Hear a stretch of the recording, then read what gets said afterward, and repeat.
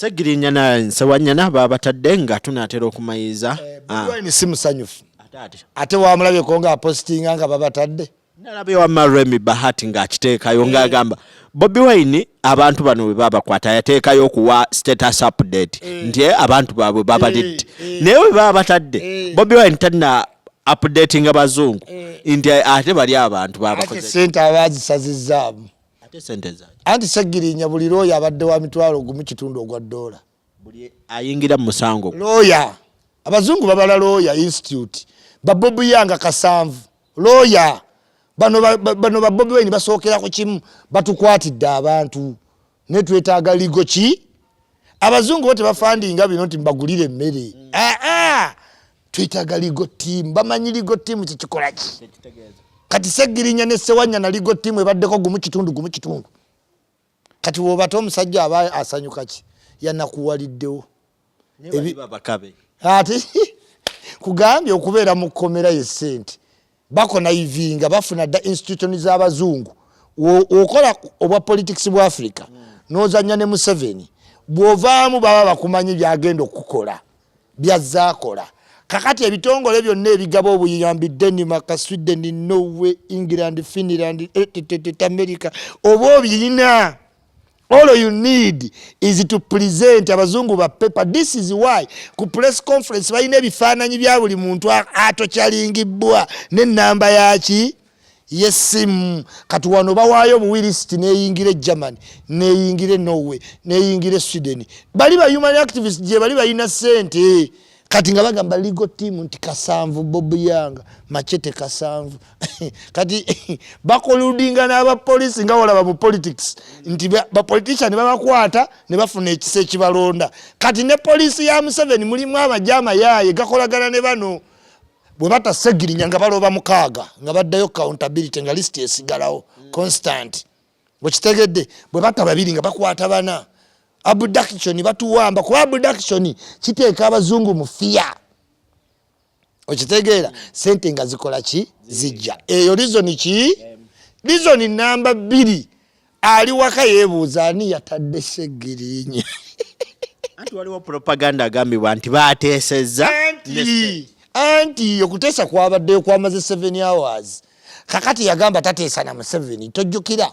Gezino government bakubise ekintu kye kinaku destroyinga nga olaba balwanyisa Museveni bayina owamba abantu ne bagaba bizeemu ebyakutwala muki mu nsiko. Kati ne wano wojja noga nti ba Museveni bakadde bagenda vuga Bobi Wine ebisanje ebyo bina gye myaka 2 olaba baana abamuvubuka besi gye yajja muvubuka kati ayinza oga nti ate kati muvubuka kati kyenjayo okugamba government ngezi owinyi dolonga yakoogera okuta Ssegirinya weekend ne bamukola ki ne bamuta.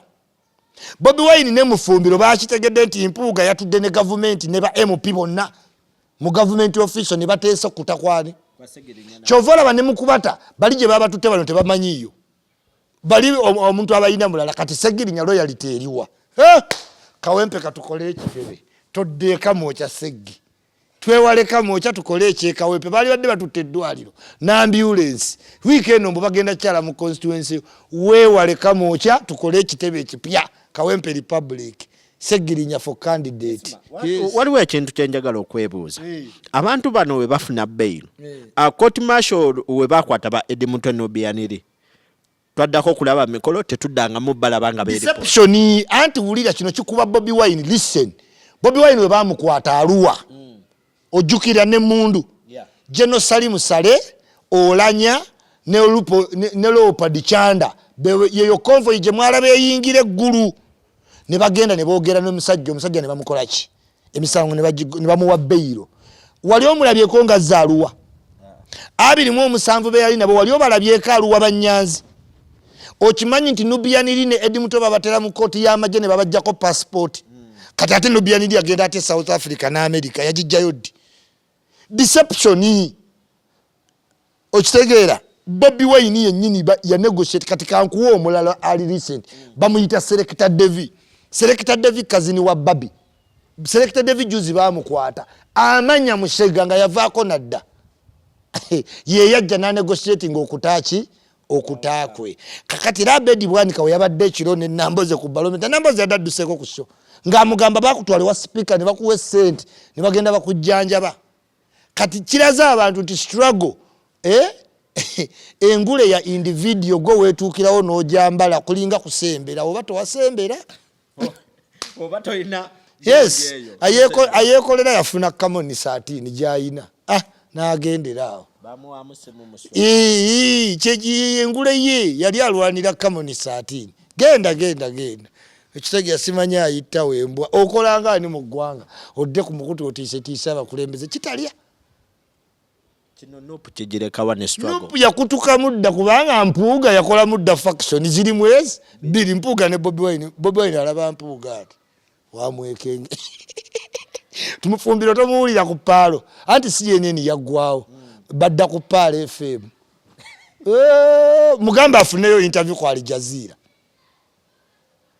awetuli ebino mbimanyi kati Al Jazeera emuyite tewamulabanga kwa Al Jazeera teriiwo yadda ku paalo FM ne mufumbiro kati bateeka Mpuuga kuba ababaka bawa Mpuuga ekitiibwa singaani Bobi Wine tetugenda kulaba olutalaawo ate nga baagala kujjako leader of opposition anti baagala mujjako kyovola awo yagenzo negotiating Ssegirinya ng'asaba Museveni nti leader of opposition wavaako asigale n'ebitiibwa bya prime minister anti obugombe bugenda bamulinze bugende bamugamba gwabadde akonkona toye mbadde manyi zisooka mu maaso ziriwa munaye baazitwala kati naye yeetegese naye jjukira akakodyo kaliwa bano ba DP block baana basoma nnyo we bakulaba ng'oli mujega naye ng'olina omukisa nga basembera nga bayingira wooli kati baamusakaatira bwe bati ne bamukwata oyina omumanya nti Mayega agenda litayalinga ku bwakatikkiro adde mu politics bamutegekera safe landing sebamala ggulawo kitebe bagenda kuyuza abo bali kugula titreke sawa yonna bagenda Bobi Wine alingiza ku muwanga kivumbi akyamulaba segona bagenda siba ya papira abali mu lwedi nalowooza babe ayina ababaka baba Serukenya okiwulira waliwo naavuga abagole buli alina owasitwaga alina abagole n'aleeta kihama ali awo n'abavuga yavuga asikaali alina ababaka be nga bannazaake zaake gwayagala olonda ku bwa loopu ali mu disciplinary committee ako kalipo tosobola kujja ate ojja otya nga ate leader of opposition aliwo okukumaakuma b'opposition ate gojje nga ate oli mu disciplinary committee ogudde eddalu bakulabula olubuto olukuluma ate olya menvu Ssennyonyi agenda ali mu National Progressive Movement ya Muhoozi gwe tomanyi politics Muhoozi kana akalulu akajja Museveni agenda kwesimbawo Muhoozi ayina ababaka 10 kati ategedde ekiwaga Bobi Wine babaka 57 kati Museveni agenda kwesimbawo afuna ababaka 2 Muhoozi afune 10 nga ate tennesimbawo kati pate ye eronde leader of opposition nga ye Ssennyonyi kakati ye Muhoozi Museveni alina omuwa ebisumuzo ebitayalinga mu magye tuli wakati akalulu katandise tebannamuwa kitegeeza tagenda kwesimbawo therefore kitegeeza ye Muhoozi wanaamala okubanga pate ye eresa ababaka naye nga wadde teyeekoze eki teyesimbyewo zino zonna meeting zebayitako Bobi Wine bweru baba bayita pate eri mu opposition baba bayita Ssennyonyi naye kyuli woyogera bwotyo nti mulimu amalya g'ensimbi ate bano abaana abato kyalingibwa walabye omwana bamwokyeza paasi kuno collateral damage anti kati ne bali bano abasirikale abakolagana ne ba Bobi babagamba sente nga tezijja nti abaana tetulina ba victim abali mu bulamu bw'abaana mwebazannyi obadde otya naawe kyolowooza abatunda ebibumba tebamanyi nti biva mu bantu atunda ensigo tamanyi nti eva mu muntu gwokimanyi nti oyinza okugula ensigo mu bubbi ne bageza baga nti weetaaga ensigo naye omwana wa kojjawo eri wali ogaana ereeta ensigo kojja tunaamuziikirako obulamu buve so kati gwe toddawo n'ogamba mbu tebamanyi bano abantu we bamala okukola kiliiki ne ba Museveni bagenda mu ntalo balina collateral damage America ebegenda olwana e Iraq agegamba ensi za Africa batuweeyo ku balwanyi ng'omanyi lwaki babayise yardstick litmus paper awo mu America bamutraininga ne sente nyingi sebamalaga musindika mu kifo kirimu bomu kati bana bavudde Uganda simanyi begula ku America baga muyiteewo tulabe bomu ne ziryoka zibaluka land mine baga America muyiteewo kati bano collateral damage ngeri akasente kayinge. Yes, nkugambye sente ziva mu kintu eki kimu. You have to justify nti torture and abduction bigenda mu ki mass. Omuwagizi wa Nuupu agamba nze njagala nkyukakyuka ndi munnankyukakyuka. Enkyukakyuka olina ogitegeera nkyukakyuka ki gy'oyagala. Okitegeera kuba enkyukakyuka z'olwedde zigenda mu ki mu maaso mu mitendera kati gwe enkyukakyuka ki gy'oyagala oyagala ya president tie gumiikiriza eno wakyakyuka ewalala gwa wa president gumiikiriza. Butereevu mwebale nnyo mwebalire ddala jjajja Ichuli nkwebaza nnyo weebale okutubeererawo.